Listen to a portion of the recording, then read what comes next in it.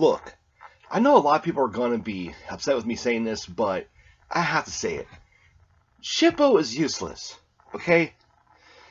So far, the kid has done absolutely fucking nothing. I think the last time he was useful was against the Hokuri brothers, I believe they were called. You know, the two lightning brothers, basically. Last time he was useless, and it kind of feels like even the mangaka of this series, Rumiko Takahashi, even she thinks that the kid's useless. Because he's not even part of any of the scenes where the other characters are talking. He's nowhere to be seen in the background, nowhere. It's weird. It's almost as if he just, like, disappeared. And the last time we see him in this volume was during that whole fake Sujin part, which, thank God, no pun intended, ended in this volume because that was boring. God, that was fucking boring.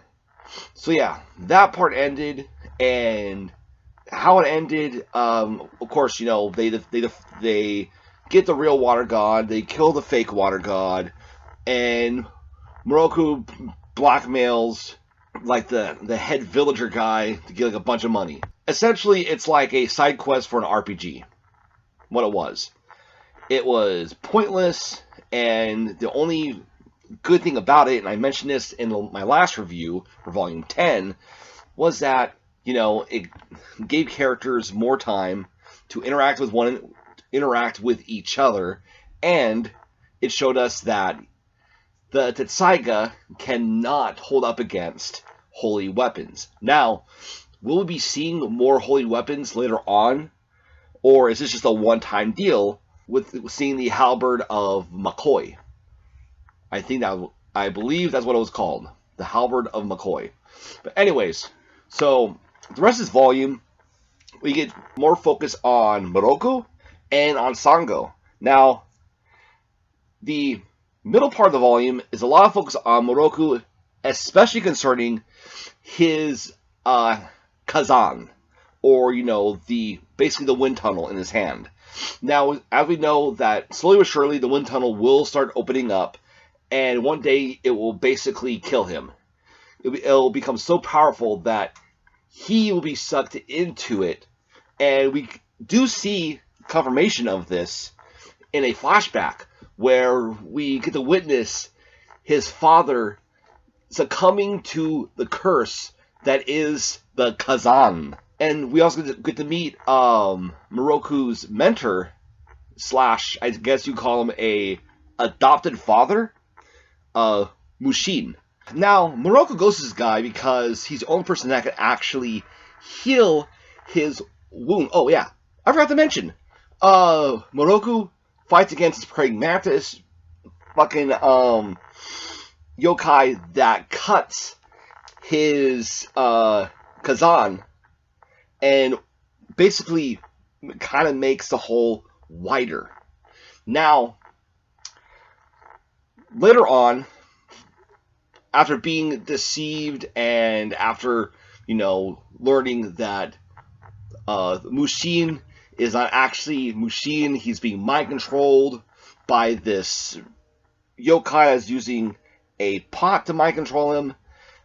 I think it was called the Koshoku. I could be wrong about that. By the name of the pot, I mean. I could be wrong about that. And of course, all this was a clever plan by the one and only Naraku, who pretty much wanted to just kill Miroku then and there.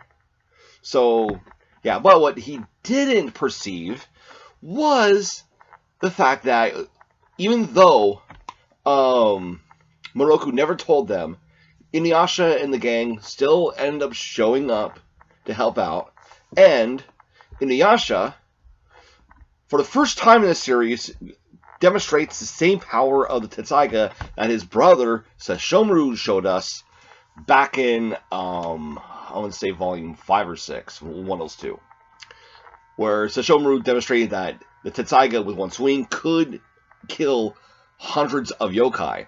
Inuyasha does the same exact thing, except one of the yokai lives, and that is one of those poisonous insects that Naraku loves so damn much. But anyways, the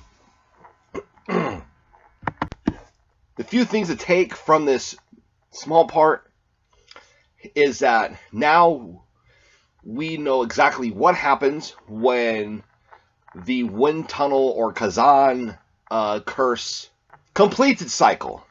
We now know that. We witnessed Inuyasha fully use the Tetsaiga for the first time, the same way Sesshomaru did. There's that.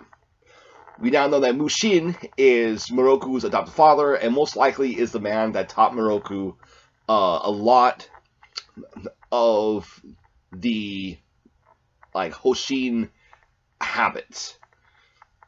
Basically, the man who trained Miroku to become a priest. 4, that Naraku is still trying to kill Miroku, because possibly he can see that Miroku could become a very dangerous enemy sometime down the line.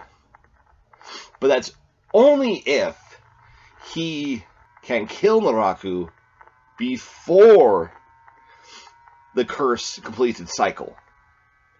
And 5, now with the fact that his wound was healed, but then he had to use the Kazan again, and he got it ripped open, his lifespan is now shorter. Meaning that Miroku does not have much longer to live, and that Naraku needs to die ASAP. Now, the other character that got a lot of characterization in this volume was Sango. So apparently her brother Kohaku isn't dead.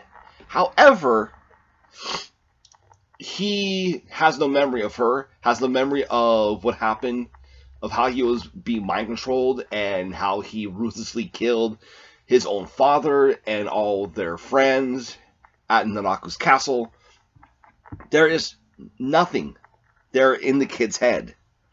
And now Naraku is using the kid as his own servant. The only reason why Kohaku is even alive is because of the Shikon Jewel Shard that is embedded into his back. Just the same way, actually more embedded into his shoulder, but still, it's in his back, just like with Sango.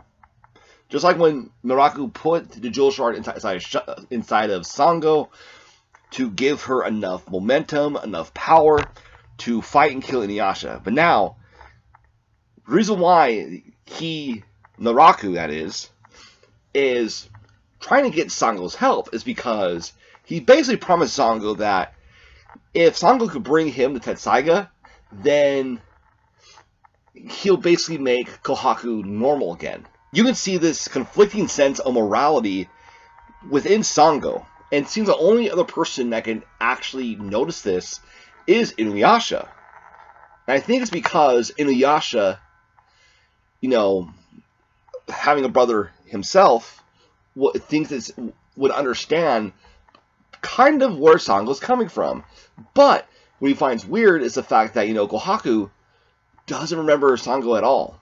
And even if, he hated her, he would still acknowledge her existence. A piece of information I forgot to lay out there.